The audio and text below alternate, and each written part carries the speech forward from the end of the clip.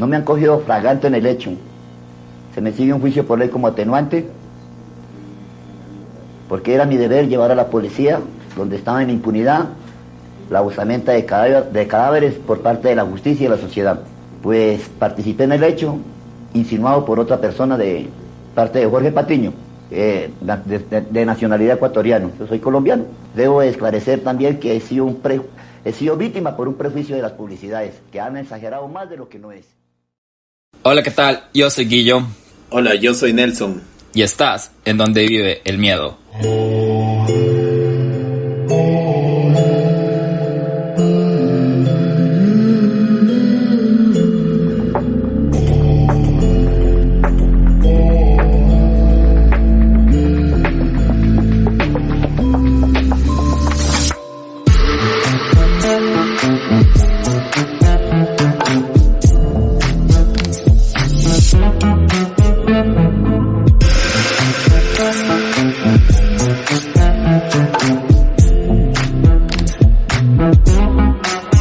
Llegamos al final.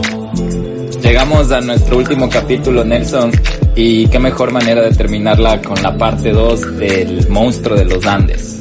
Espero que, como les mencionamos al final de nuestro anterior capítulo, no hayan chequeado en Google, porque la información que les vamos a dar les va a encantar. Tenemos bastantes confesiones, tenemos las maneras en el que él asesinaba a sus víctimas, y por el final vamos también a debatir acerca de cuál es el paradero de el monstruo de los Andes con los últimos datos actualizados. Ya saben que siempre les tenemos la información más exacta que se puede recabar en toda la web, en todos los libros, en todo lo que tenemos a nuestra mano, y hacerlo con todo el cariño del mundo. Bienvenidos.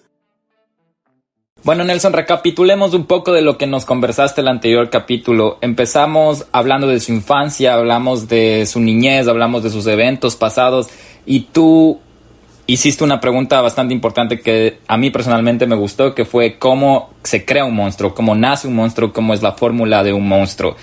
Recordemos que tuvo varias oportunidades, una de ellas cuando fue adoptado por esta familia americana, y la segunda cuando cayó al cuidado de Patiño, y nos quedamos en lo que podría ser el evento crucial para su futuro malvado, que fue el asesinato de sus agresores que tuvo en la cárcel. ¿Me estoy olvidando de algo más, Nelson, que hablamos la anterior, la primera parte? No, de hecho sí nos habíamos quedado en esa parte cuando él ya probó sangre, como se podría decir en los términos de los asesinos, y que le encantó al parecer, porque a partir de esto él empezó su legado de maldad, como tú mencionas. Ok, entonces empecemos con la segunda parte del monstruo de los Andes, de Pedro Alonso López.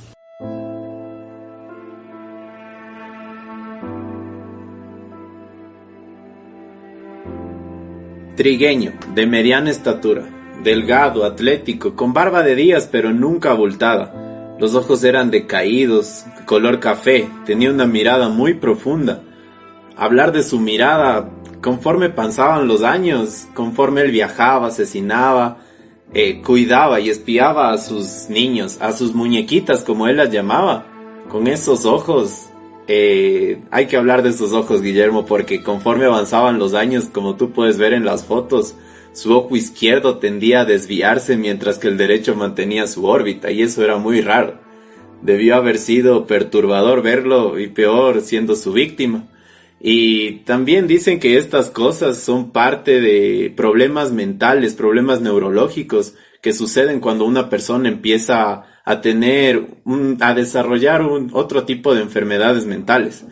También tenía su tabique desviado, culpa de los golpes, de las riñas callejeras que él había tenido, cicatrices en todo su cuerpo, y tenía una cicatriz profunda en uno de sus pómulos, resultados de toda la violencia. De esa manera era Pedro Alonso López en esa época. Además, no le importaba a él sentirse cómodo ni seguro, no le prestaba atención a las necesidades básicas de los seres humanos.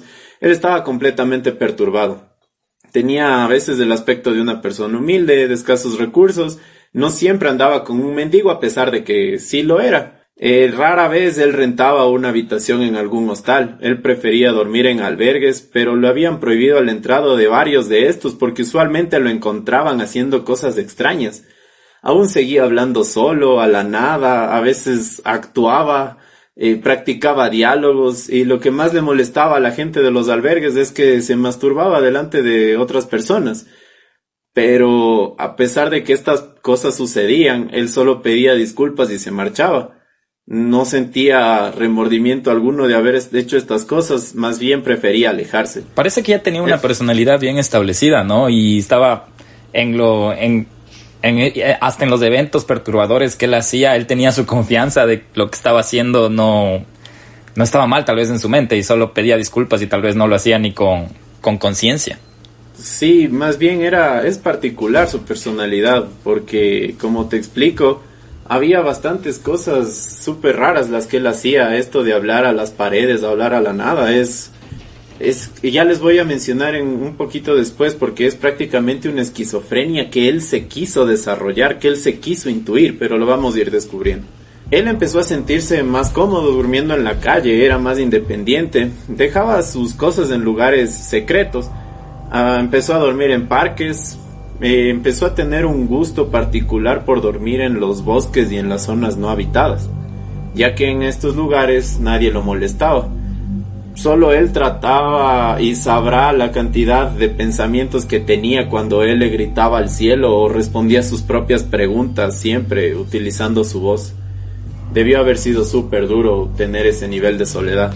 De hablar de parejas ni qué contar, porque no sabía él que le gustaba, más bien lo que le satisfacía. Una parte de él indica que sí anhelaba conocer a mujeres adultas, pero por otra parte él fantaseaba quizás con el episodio que tuvo con su hermana menor cuando intentó violarla.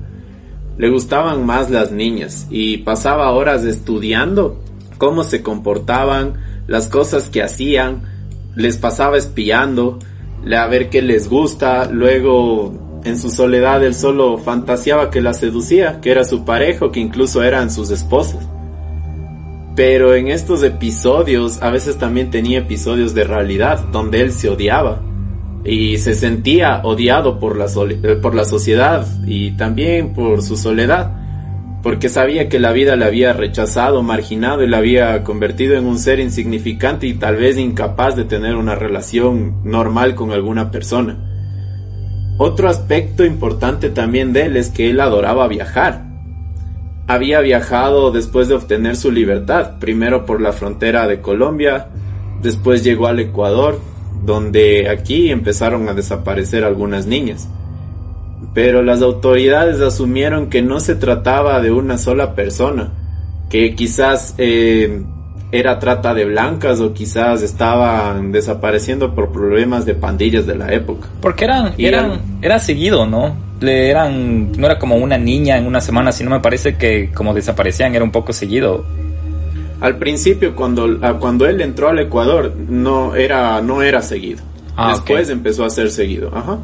Entonces, alguna vez lo detuvieron aquí en el Ecuador y él con su astucia, con su labia y su manipulación se sacó de las manos a los policías de alguna manera. La primera vez que le detuvieron indican lo siguiente. Dicen que Pedro Alonso había indicado: soy un comerciante oficial, estoy tratando de buscar productos para vender en mi país. Usted sabe, soy un hombre de negocios, me estoy dirigiendo al Perú. Ecuador es un país bonito. Créame, si fuera algún criminal ya le hubieran confirmado o supiera de mí. Mi nombre es Jorge Patiño. Trabajar, seguir mi vida como anteriormente andaba yo en mi vida libre, ¿no? De comerciante. Esto había dicho el monstruo en una de sus primeras detenciones aquí en el Ecuador. Y la policía lo único que había dicho es: este tipo está loco, colega, dele cariñito y que se vaya. Y lo habían golpeado y lo habían dejado que siga por su paso. Él tenía una labia y una personalidad muy convenciente, o sea, era fácil, él te hacía que tú te convences de lo que él decía, porque él utilizaba las contrapreguntas. Si tú le hacías alguna pregunta, él te respondía con ¿me crees? O algo así. Entonces él utilizaba ese tipo de manipulación que él aprendió durante sus años en la calle. Es así como él empezó a viajar por todo el territorio. Bajó del Ecuador, siguió por el Azuay hasta llegar a la parte más sur. Y él admite que le encantaba conocer los rasgos culturales de la gente, nuevos pueblos, nuevas costumbres, que frecuentaba pueblos pequeños, que él ya había conocido las capitales y que no le agradaban porque él sabía que no encajaba en las ciudades grandes. Pero que en los pequeños poblados la gente era mucho más inocente, que no actuaba con tanta maldad. Y él se sentía superior, se sentía importante porque los niños y la gente lo miraban con curiosidad y querían saber más de él. Hola, soy Pedro Alonso López. Soy un turista y vengo a conocer los pueblos del Perú. Te puedo pagar para que me muestres las montañas, los bosques, quizás me mude a vivir acá. Tengo dinero, mira. Me gusta el clima y me encantaría saber qué comen por aquí. Tengo dulces de mi país, ¿te gustan los dulces? Pruébalos. Dame tu mano y muéstrame el lugar. Pero caminemos, no podemos quedarnos aquí tanto tiempo.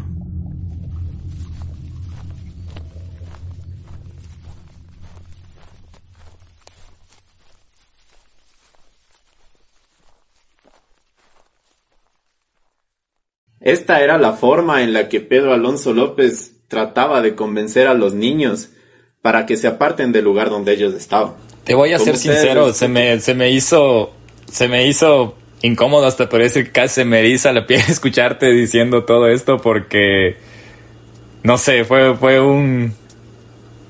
no sé, creo que me transportaste a escucharle el mismo y sí se me hizo hasta un poco incómodo.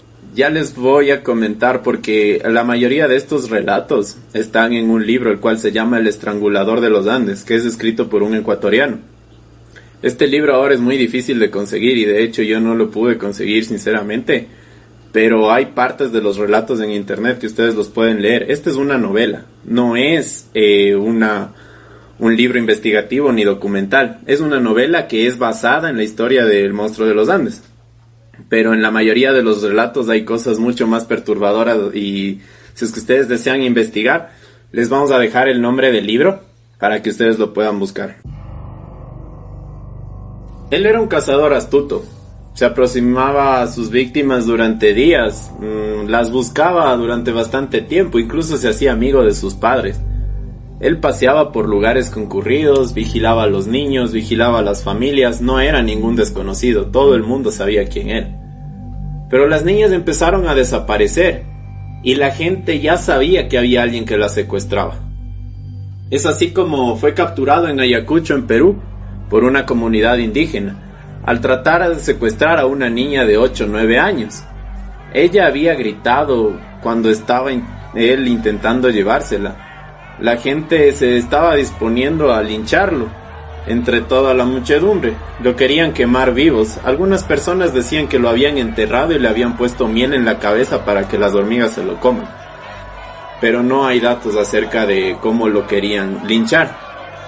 Sabían que al fin habían encontrado a ese violador y a ese raptador de niños.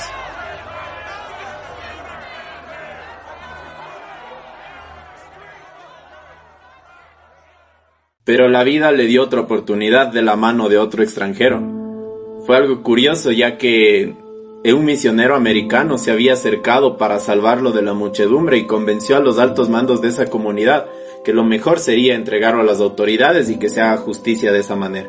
Estamos hablando de 3 oportunidades hasta ahora. Con esta es la tercera oportunidad que le dan de salvarse y tal vez seguir otro camino, ¿no? Sí, pero yo creo que el monstruo ya estaba mucho más que consumado para poder salvarse y decidió seguir. Sí, con todo lo que cuentas de cómo ya estaba desarrollada su personalidad y su psiquis. Y era casi podríamos llamar, era un sociópata, porque imagínate empezar a analizar toda la gente. Podríamos indicar que cuando hay un asesino en serie se considera cuando hay más de 3 asesinatos, pero si ya pasas los 100, yo creo que ya deberías usar otro término. No es un asesino en masa, porque no es un asesino que prácticamente mata a varias personas al mismo momento, pero sí se podría considerar, alguna gente lo tilda de genocida, de como tú dices, de sociópata, ¿no? Sí, hasta me haces pensar si como dices que la gente había pensado que era obra de pandillas y todo, es como un solo hombre hizo tanto daño, tantas niñas. Son un montón. Sí, son bastantes. Pero bueno, él otra vez logró burlarse de la policía, indicando que era un hombre bueno, que necesitaba ayuda y que prometía volver a su país para encontrarse con su familia y con Dios. No se sabe muy bien de cómo se escapó esa vez, si se escapó de migración o si es que a su vez el misionero lo soltó en algún lugar y él escapó. Pero lo que sí se sabe es que él se hacía el mendigo, se hacía el pobre, se hacía el hombre humilde. Y hablaba bastante de la pobreza, era una persona súper inteligente y también sabía bastante de historia y de sociología.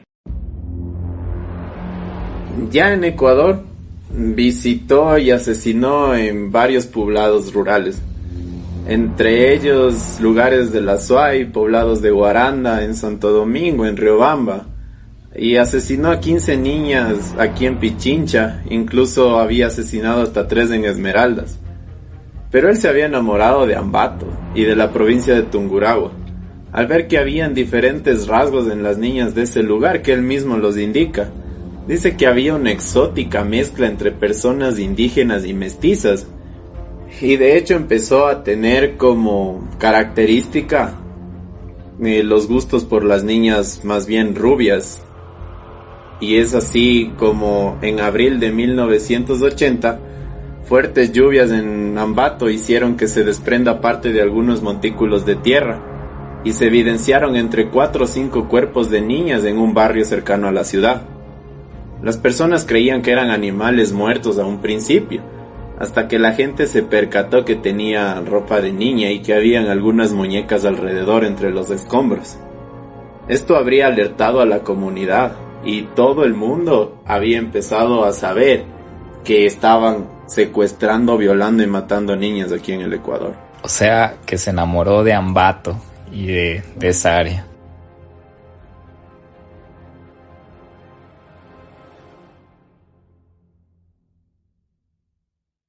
Oye niña, muñequita, ¿te gustan los dulces? Ven acá atrás del tanque de agua, tengo algo que mostrarte. No señor, mi mamá no me deja hablar con gente que no conozca, además dicen que usted está loco. No, tranquila, ven, yo te voy a cuidar. No, no quiero, suélteme. Eso habría gritado Margot Reynoso, quien aún trabaja con su madre en el mercado de Ambato y fue una de las sobrevivientes del monstruo. El 9 de marzo de 1980 fue capturado y la gente lo capturó, ni siquiera la policía. Así es como el cazador fue cazado por personas humildes del mercado.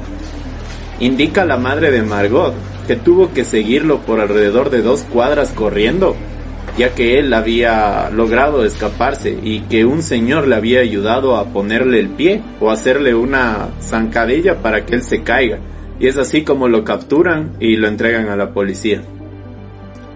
Fue trasladado a la cárcel donde la unidad especializada del SIC en Ecuador se hizo cargo de Pedro.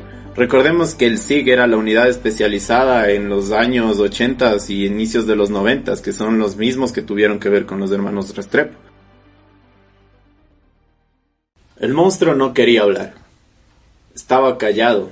Dijo que no iba a decir nada, que los abogados se encargaran. Pero la policía utilizó algunos métodos para obligarlo a confesar. La primera estrategia fue llamar a un cura. Pedro puso la condición de que no quería nada de medios de comunicación ni periodistas, solo iba a confesar al religioso y lo hizo a manera de conversación, donde él expresó algunas atrocidades como las siguientes. No me digas que vas a hacer otra dramatización porque ya me tienes preocupado con estas dramatizaciones.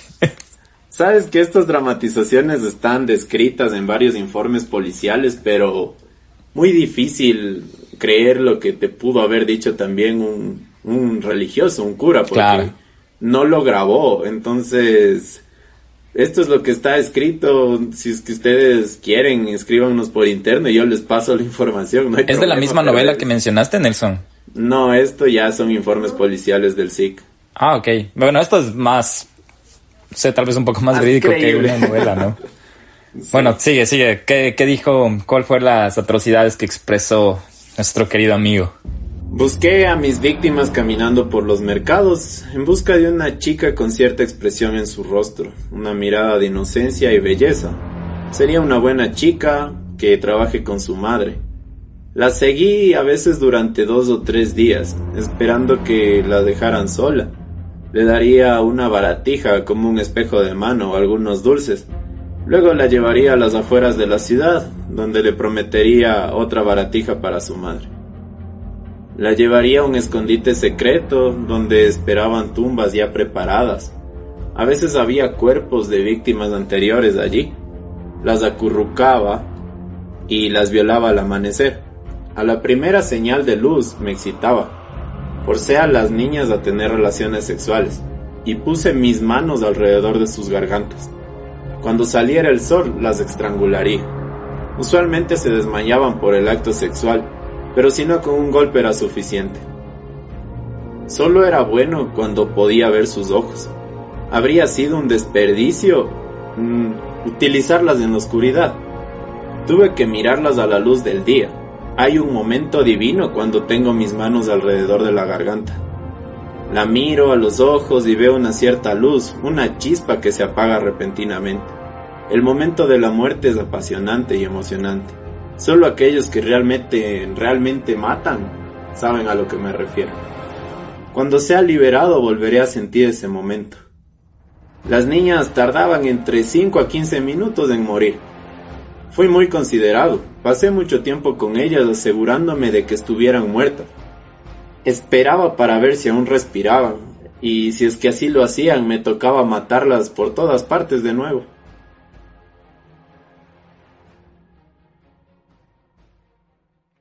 Esto admitió Pedro Alonso López al cura, pero como les mencionaba, legalmente no hay y ni existe ninguna legislación moderna que permita una confesión a un cura o a una persona religiosa para poder juzgar a un criminal. Claro, pero imagínate cómo cuenta con todos los detalles. Era un enfermo con todos. Wow, no, es sorprendente.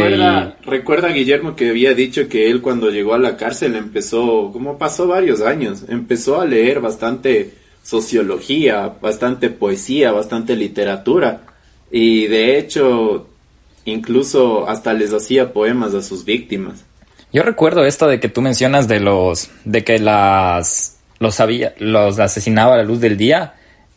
Había escuchado lo de que les gustaba ver en sus ojos como que el alma se va del cuerpo, pero así detalladamente como lo explicas ahora, y parecen sus palabras, es lo que un asesino diría. No creo que tú lo harías, ni nadie de los que nos escucha. No, y como les digo, todo esto hay varios entrevistas, hay muchísimo material, hay muchísimos informes acerca, incluso algunos documentales, en los cuales ustedes van a ver que indica lo mismo. No, esto no es parte de la novela como les mencioné, porque de hecho la novela me pareció mucho más sádica que los informes policiales. De hecho, mucho más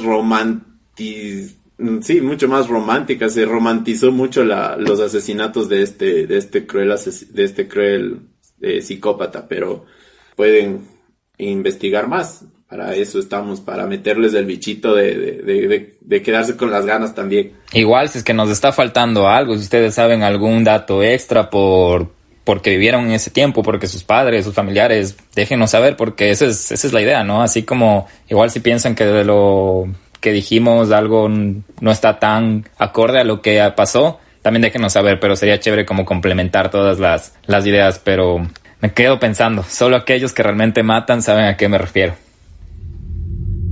La segunda estrategia que utilizó el SIC fue involucrar al monstruo en una red de trata de personas y de prostitución infantil, a lo que él se enojó y respondió: yo soy el único que participé en los sacrificios. Yo les voy a mostrar dónde están las niñas para que las entreguen a sus padres si es que quieren, pero no hay ninguna red, fui solo yo, una sola persona, Pedro Alonso López.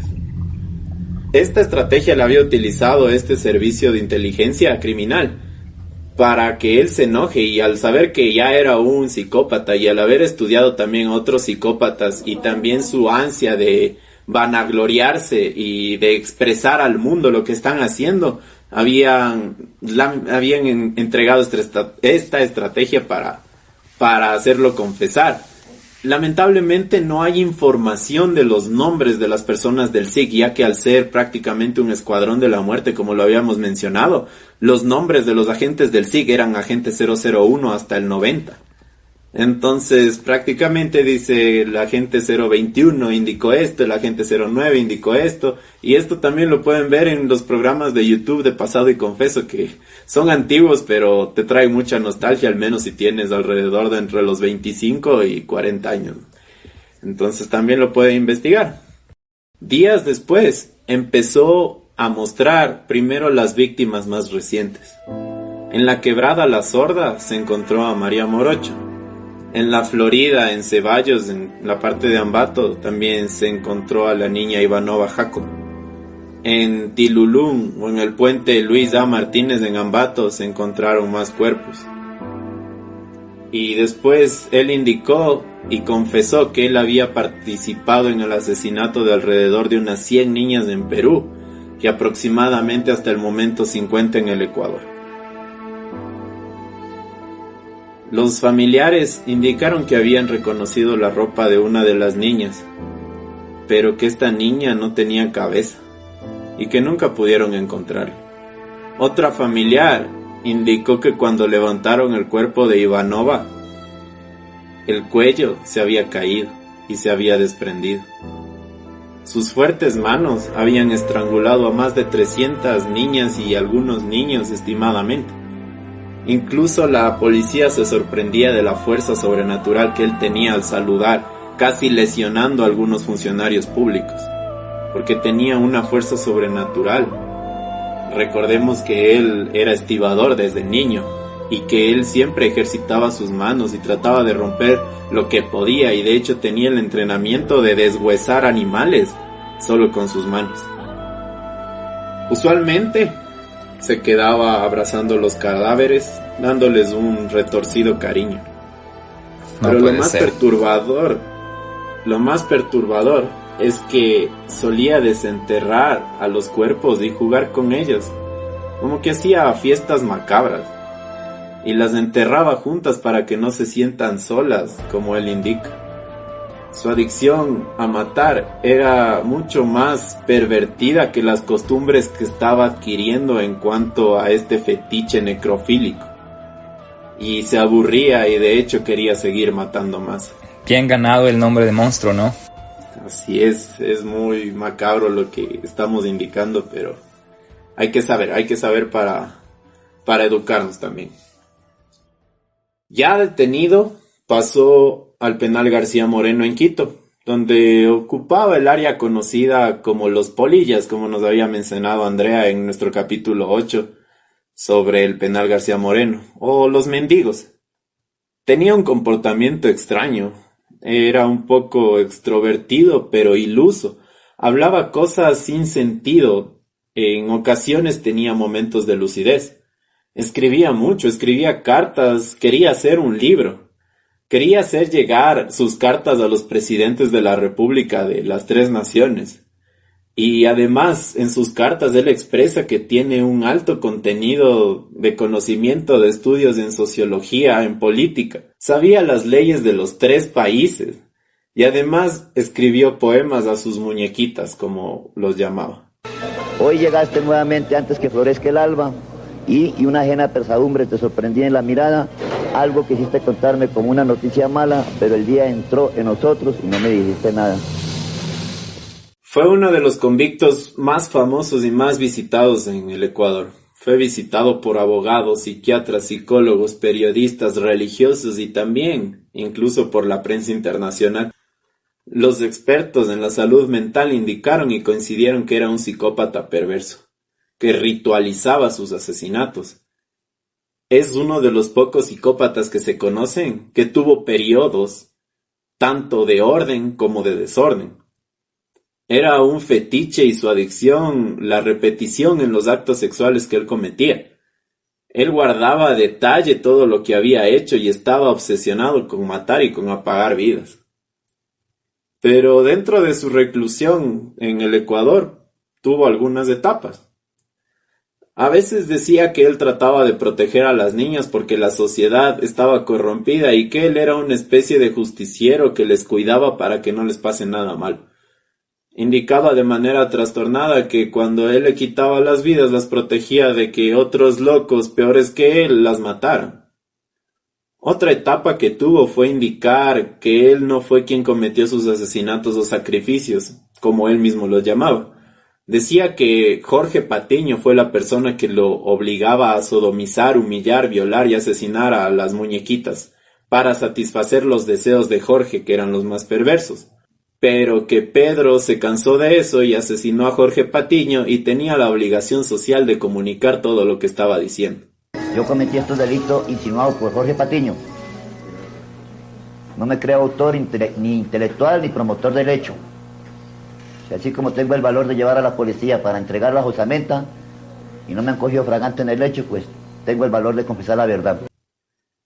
Tuvo otra etapa en la que él indicaba que él era el hombre del siglo, que era lo más grande que había en el mundo. Y esto está muy relacionado a la mayoría de psicópatas en cuanto al egocentrismo que manejan.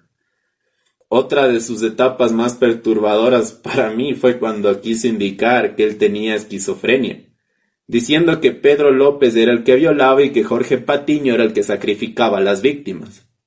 Hasta que su personalidad de psicópata perverso no pudo con tanta mentira y él confesó haber sido los dos. ¿Te imaginas, Guillermo, tener la mente tan dañada querer inducirte a una esquizofrenia, sabiendo que no lo vas a lograr, sabiendo que no estás loco y que tú no tienes voces que te hablan, pero le estás tratando de decir a tu mente que sí, que sí, que sí? Esos trastornos de personalidad a mí se me hacen súper horribles. Eso es lo peor que puede llegar a ser un ser humano, creo yo. Escuchaba una vez un caso criminal, no recuerdo cuál fue, pero no fue en el país, y había un mismo dato de que decían que alegaba esquizofrenia a uno de los sospechosos. Más bien era el autor de los crímenes, igual de asesinato. Y los especialistas en esto decían que lo más fácil de identificar si alguien tiene esquizofrenia o está fingiendo es que una persona esquizofrénica primero no sabe que está esquizofrénica, porque si tiene doble personalidad nunca puede recordar lo que hizo la otra persona, porque es totalmente otro cambio de personalidad. Es como lo que dices ahora. Si Pedro Alonso también era Jorge Patiño, Pedro Alonso no sabía lo que hacía Jorge Patiño, ni Jorge Patiño sabía lo que hacía Pedro Alonso. Eso es una esquizofrenia real. Prácticamente los investigadores, o cuando se hace un tema de jurados, o ya sabes, cuando hay un juicio y hay diferentes partes, la parte psicológica, ellos así analizan y dicen no puede haber sido un esquizofrénico, porque un esquizofrénico no se acuerda de su otra persona. Es como que tú, Nelson, fueras Pedro y sabes lo que hace Pedro. Me estás mintiendo que estás esquizofrénico. Sí, de hecho esos son estudios que ahora se los puede determinar después de tanta investigación, después de tantos papers científicos, después de tanto estudio, no tanto conocimiento. Antes, en estas épocas, en los años 80, era casi imposible. La gente simplemente tenía miedo y no sabía si era verdad o no lo que estaba diciendo, pero es verdad. Una persona esquizofrénica, recordemos que es una enfermedad que no tiene cura. La esquizofrenia no es prácticamente algo que se puede inducir a desarrollar. Es algo que está en tu cerebro, en tu parte neuronal, en tu parte fisiológica, y no tiene nada que ver con un trastorno de personalidad. La esquizofrenia es una enfermedad. Es prácticamente como que tú tuvieras algún problema en el páncreas o algún problema en el estómago. Es algo que ni siquiera operándote lo puedes ayudar. Sí, todos estamos vulnerables a tener una enfermedad mental, así que no queremos satanizar a nadie por esquizofrenia o nada. Y como dice Nelson, es una enfermedad, no es curable, pero es tratable, como muchas de las enfermedades que no son curables. Y es impresionante, más que interesante, y lo que yo puedo pensar es que él, más que esquizofrenia o todo, era un psicópata. Era un psicópata. Sí, recuerdo que hasta... Sí, en entrevistas de Pasado y Confeso, de cosas que yo recuerdo haber visto cuando era más pequeño, él se consideraba hasta un salvador. Él decía que salvaba a la gente. Imagínate, qué manera de justificarse todas las cosas que él hacía. Sí, es así. No sé, hasta después de escuchar todo esto que nos cuentas, no sé. Es un poco incómodo, sí, y yo investigando esto también me sentí muy incómodo algunas veces. De hecho, Guillermo, ¿recuerdas que un día te dije, estoy asqueado, no quiero saber más del monstruo por hoy, así? Sí, recuerdo que me dijiste eso. Y bueno, por eso se acaba el hundido y el miedo, ¿no? Porque ya no creemos más. No, sí, imagínate. Por eso tienes que también, mientras haces estas investigaciones, mientras hacemos estas investigaciones, tratar de hacer algo extracurricular, ver una película de comedia o escuchar música, pero no te sumerjas mucho en esto, date tu tiempo, pero gracias a todo lo que te sumerges nos estás dando estas locuras, ¿no? Pero bueno, es bueno encontrar el equilibrio, es a lo que me refiero, mantén el equilibrio. Alguien tiene que hacer el trabajo sucio, pero no, tranquilo que yo también estoy siempre con bastante ayuda por parte de mi trabajo y de bastante gente que me rodea que nos gusta esto del crimen, así que tranquilos. Sí, estamos, y tenemos el apoyo de ustedes que nos mandan buenos mensajes y un montón de cariño, entonces es todo este sacrificio de Nelson que se ensucia tanto, está bien recompensado por ahora. Bueno, volvamos al tema, no nos desviamos. Ya quedamos concretos de que es un psicópata, no fue esquizofrénico, enfermo, psicópata. Donde sea que esté, vivo o muerto, es un enfermo. Si no estás escuchando, eres un enfermo y un psicópata. Fue sentenciado a 18 años de reclusión mayor en el Ecuador por el asesinato de 46 niñas. En esa época la pena máxima era 18 años, nada más. Pero el 29 de agosto de 1994 lo liberan después de 14 años por buena conducta aparente y también porque había la presión mediática que se ejercía en nuestro país a vísperas de la guerra del Ecuador contra el Perú y también algunos problemas con Colombia. La justicia ecuatoriana puso como condición liberarlo, pero entregarlo a la justicia colombiana. Señores, me voy libre, pasa migración. En Colombia fue detenido por el asesinato de una sola niña. Pero Pedro se las había ingeniado nuevamente para salirse con la suya, adoptando una actitud completamente lunática, viendo un solo sitio por hora sin decir una palabra, hablando incoherencias como siempre, llorando y atemorizando a los demás reclusos con sus relatos fantasiosos e inexistentes. Sus abogados habían logrado que se le pueda enviar al monstruo a un hospital psiquiátrico. Y en 1998 indican que él ya estaba bien, que ya estaba curado y que se había curado de sus problemas mentales, de que no tenía ningún riesgo para entrar a la sociedad nuevamente. ¿Qué clase de instituto mental era este? ¿Qué clase? Lo liberan. Más bien en ese, yo sé que quizás nos están escuchando hermanos colombianos, pero la justicia colombiana deja mucho que desear. Siempre ha sido así. También, bueno, la ecuatoriana. Sí, eso te iba a decir, no nos quedamos atrás, ¿no? Y ni se habla de toda la justicia latinoamericana, ¿no? Pero bueno. Liberar a un asesino en serie. Bueno, Ted Bundy por lo menos se escapó, pero él con su labia logró zafárselo. Es así como el monstruo cambia de identidad. Y la última foto que tiene es la que les vamos a poner en el Instagram. Esa es la más reciente, ¿no? Es la más reciente. Se encontraron más cuerpos con el mismo modus operandi entre los años 2000 y 2010, por lo que la Interpol lo puso en la lista de asesinos seriales activos. Al día de hoy, Pedro Alonso López tendría 72 años. Debido a la presión del Interpol, el registro civil colombiano le dio por muerto en el 2005. Ustedes pueden buscarlo con su número de cédula en la página de la Policía de Colombia y no registra antecedentes penales, por lo que él podría caminar o transitar por todo Colombia y nadie lo podría detener. ¿Tú chequeaste esto, Nelson? ¿Tú confirmaste esto? Sí, y de hecho... ¿Puedes hacer un screenshot para ponerle? Sí, lo vamos a poner. Porque a mí me dejas sorprendido de esto de que no registra antecedentes policiales. Que sí, busquemos y pongamos ahí porque yo ya quiero ver eso. Sí, de hecho todos los que escuchan esto lo pueden hacer, pero los vamos a poner el screenshot para que vean. Y es así como, en el 2000 al 2010 todavía aparecían cuerpos, pero algunas personas lo estaban confundiendo con Garavito, que es la bestia de Génova, también conocido como el monstruo de Génova. Y también cabe recalcar que hay bastante gente que se confunde. Creen que Garavito y el monstruo de los Andes son el mismo. Y Garavito más bien se conocía por sus asesinatos crueles, él era incluso hasta caníbal. Y él asesinó aproximadamente a 178 niños, no casi niñas, pero la forma de diferenciarlos también es que el monstruo de los Andes más bien era el que asfixiaba y violaba. Garavito, él era un completo carnicero, los desprendía, los hacía cosas horribles. Y también la gente se confunde con el desdentado de los Andes, que el desdentado de los Andes es un violador que estaba aquí en la provincia de Pichincha y que violaba a los turistas y a las turistas. Más bien, él no era un asesino en serie, él todavía está preso aquí en el Ecuador, en la cárcel de la Tacunga, pero no confundirse, el monstruo de los Andes era el que asfixiaba, violaba y asesinaba a niños. Y tiene más de 300 casos a su favor, en su espalda. Y ya sabemos que a él no le gustaba que le confundan con nadie, ni que se le acrediten a otras personas sus crímenes. Así que, quién sabe, está vivo y se entera de que le estamos desacreditando sus crímenes y nos viene y nos busca.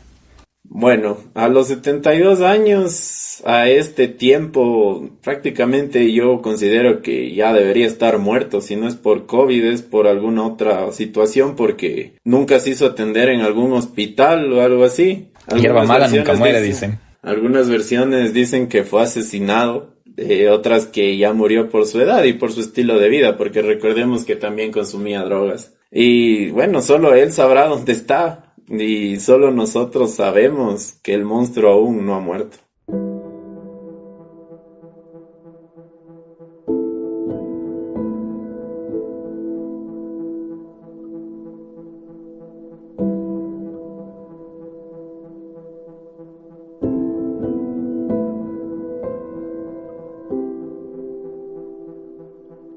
Y entonces, Guillermo, ¿tú qué crees? ¿Crees que es un mito? ¿Crees que es una realidad que él pudo asesinar a más de 300 niñas? ¿Qué crees que es lo que pasa? ¿Qué tienes tal vez dudas? No sé, ¿qué es lo que más me puedes tratar de preguntar para no dejarles a nuestros amigos con más dudas? Estoy bastante sorprendido que haya sido liberado. Como tú dices, yo personalmente no pensaría que sigue vivo, porque ha pasado mucho tiempo, imagínate. Y yo recuerdo que también, tratando de regresar a cuando era chiquito, que lo que yo vi de Pasado y Confeso y de otros programas de los que hablaban, era que él había prometido, si no me equivoco, que él ya tenía esta sed de sangre, que si salía de la cárcel iba a volver a hacer lo mismo. Entonces creo que sabríamos si es que él está vivo o estaría haciendo los mismos temas. Pero ya a la edad de 72 años no tienes la misma fuerza física que la tenías hace 20 años, cuando podías estrangular y venir. Es un caso. Antes de continuar, quería decirte que gracias por todo esto que preparaste, porque nos das un montón de detalles, pero es un caso que bastante agobiante, bastante perturbador. A mí me llena bastante un poco de odio, porque digo, qué enfermo todo lo que hizo. También en algunas noticias decían que él cambiaba de versiones siempre, que como estaba loco, como tú decías, que tenía un poco de esto de locura, que decía que a veces sí fue él, que después no fue solo él, que lo hacía con Patiño.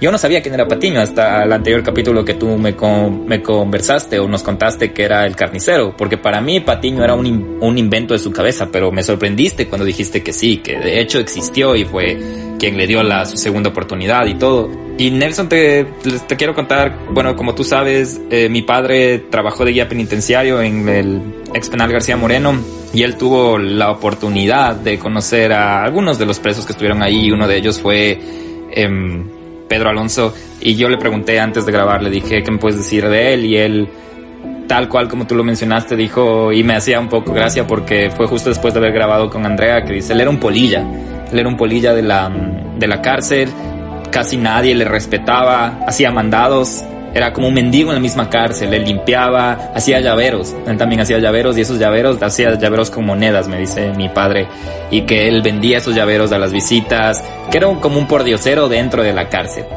Y que mi padre recuerda que él, siempre que venía a entrevistarle a alguien, decía que no, que decía que tenía que ir con alguien que le conozca, que era como un poco, no sé si tenía miedo de que el entrevistador o desconfiado que le va a matar, y siempre que buscaba un acompañante o guía penitenciario o el director de la cárcel para que esté al lado de ella. Y cuentan una historia a mi padre que una vez ha ido una chica a entrevistarle y que la chica temblaba, y mi padre estuvo ahí con ella, y él dice que pudo notar que mientras la chica le entrevistaba, a él se le hacía agua a la boca a verle a la chica. y era joven, obviamente, la chica y todo, y decía que él se volvía loco porque no había visto, y había pedido disculpas porque la chica estaba asustada. He dicho, discúlpeme que le vea así, pero no he visto una niña tan linda en años y todo, pero que se le hacía agua a la boca, y me haces de acuerdo de lo que, como mencionas, era su mirada. No hubiera querido estar en la situación de esta periodista, de tener a tremendo enfermo al frente mío, y qué saber lo que pasaba con su mente mientras me respondía las preguntas. Eso te quiero contar. No sé qué más decir, has dicho todo, yo te agradezco un montón, está súper bien hecha la indagación. Y sabes que, acotando a lo que tú dices, también hay otra entrevista que más bien es escrita porque es por prensa, que dicen que él se iba a animar a confesar todo si es que le llevaban a una niña, y yo la verdad dudo acerca de esto, pero ahí dice que el hijo, le había llevado la hija de un policía y que le habían llevado a la niña allá para que él confiese, y él le había visto a la niña y, como tú dices, lo mismo, que se había quedado impresionado, le había tocado las manos a la niña y que los policías ya lo estaban apuntando con las pistolas por si acaso él hacía algo, y que él la había soltado y que le había dicho, bueno, gracias por traerme a la niña, ahora sí voy a hablar. Y había confesado otras cosas, pero asimismo detalles. Les puedo decir que él ha sido uno de los más investigados. Y hay más de 30 entrevistas que le han hecho, de las que yo pude encontrar, y quién sabe habrá cuántas entrevistas más que no sabemos, que no están colgadas en la web. Pero es muy perturbador porque, como hablábamos en el anterior capítulo, es un caso de estudio, es un psicópata. De hecho, hay gente que lo considera el psicópata número 1 en el mundo. Más arriba de Ted Bundy, más arriba de Ed Kemper, más arriba de Freddy Dahmer, más arriba de todos los famosos psicópatas que hay. Lo consideran el número 1 en el mundo, porque además de ser un psicópata que mató a tanta gente, es prácticamente el único que ha viajado entre varios países y no lo han logrado atrapar hasta un final. De hecho, como les digo, 72 años ahora no tiene la fuerza suficiente, pero podría matar prácticamente a una niña de unos 5 o 8 años fácilmente. Pero sí, otra de las cosas también que les quería mencionar es que, como les digo, les vamos a dejar el libro de este autor ecuatoriano. Es una novela, yo les recomiendo que sí tengan un poquito de discreción antes de leerla, porque lo que relata ahí es muy, muy macabro, la verdad. Yo creo que no sé qué tan loco estaría el autor, pero hay cosas que la verdad dan asco, de cómo mataba a Pedro Alonso López, ¿no? Que ahí en el libro lo pone como Pedro Lupera, pero ya sabemos a quién se refiere. Entonces, esa es otra de las acotaciones que les queríamos hacer. Y bueno, esto es el capítulo que ustedes nos han pedido en cuanto al monstruo de los Andes. Esperamos les haya gustado, esperamos se hayan enterado cosas nuevas, que es lo importante, que no queremos ser como los que hablan y divulgan crimen y miedo de siempre. Esperamos siempre traerles cosas nuevas, pero que sean verídicas, ¿no? Entonces, eso, Guillermo.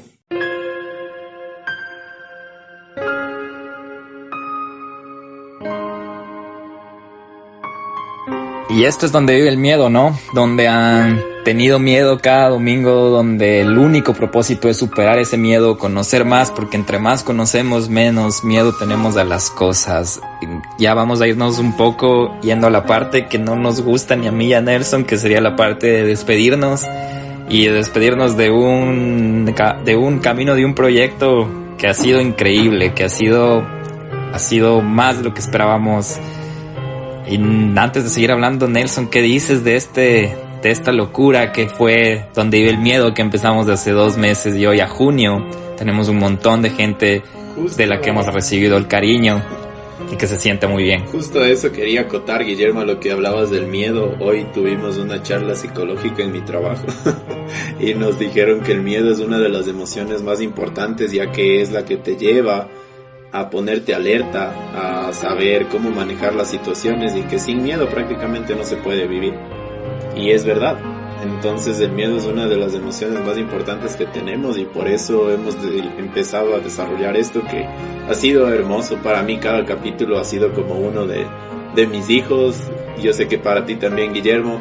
desde el Fernando Hermosa, pasando por el Camargo. También tuvimos la historia de nuestra casa, que fue súper chévere recordar algunas cosas. Tuvimos la historia de las historias con Andrea, las historias de terror.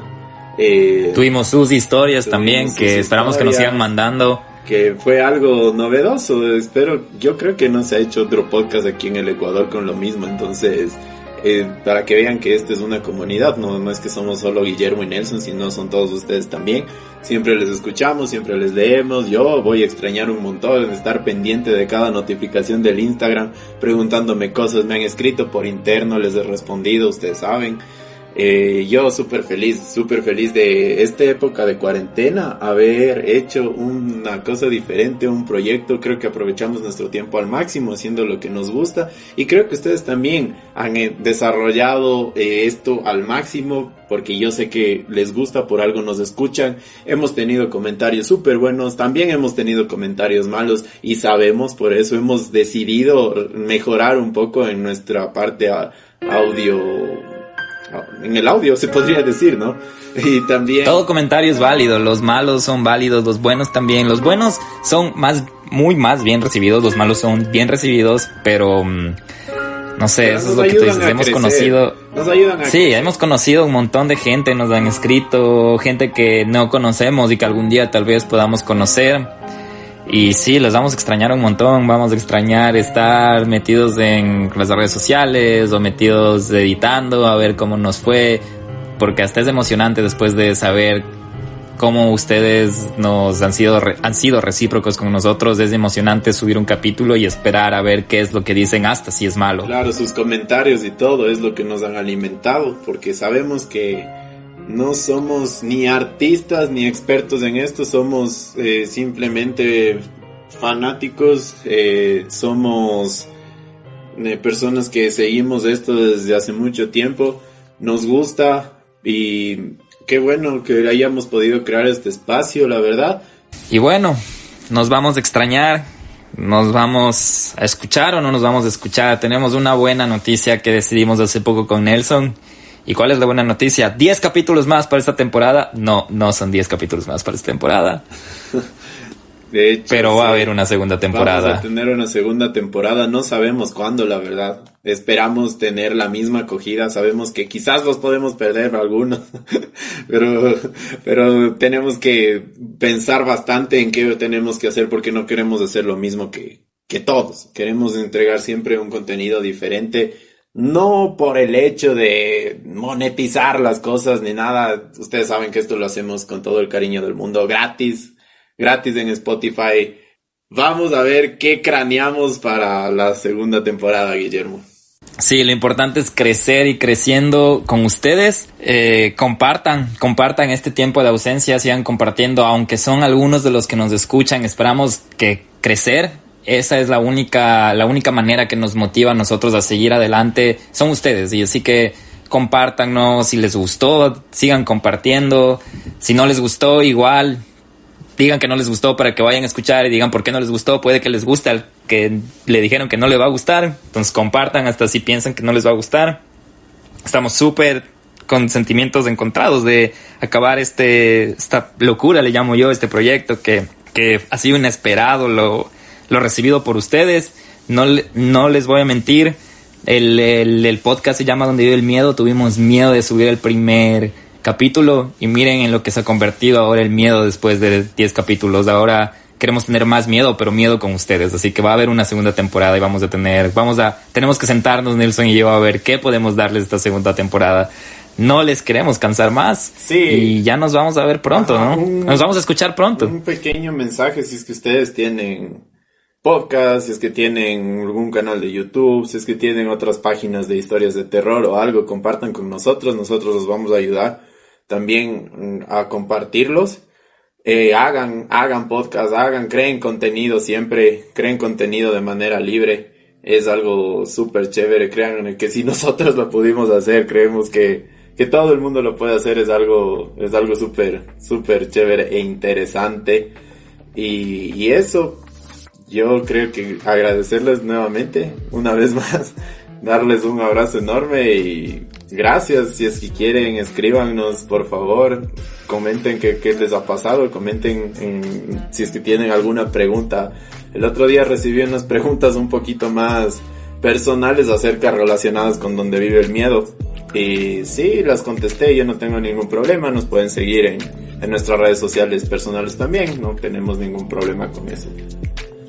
Sí, entonces, si quieren saber cuándo sale la segunda temporada, tienen que mantenerse bien atentos a las redes sociales, en Instagram, @donde vive el miedo, Facebook, @donde vive el miedo podcast, y si quieren escribirnos un correo, contarnos de sus historias, o solo un correo diciendo hola chicos, les extrañamos, es a donde vive el miedo podcast @gmail.com. Entonces, espero haber dicho bien las redes, creo, @donde vive el miedo Instagram, @donde vive el miedo podcast Facebook, y nuestro correo donde vive el miedo podcast @gmail.com. Creo que tenemos que irnos antes de ponernos más melancólicos y tristes, Nelson. Sí, ya vamos a conversar entre nosotros acerca de nuestra tristeza que tenemos en este momento. Pero también de la emoción que vamos a tener en el futuro. Muchas gracias de nuevo, cuídense un montón, les vamos a extrañar, manténganse vivos, porque si no están vivos, ¿quién nos escucha? Yo les mando un abrazo grande, un montón de saludos, conversemos algún rato si es que nos extrañan demasiado. Y muchas gracias, bye, viva la patria. Bye, que les vaya bien, háganos saber de ustedes y vivan con el miedo también. Bye.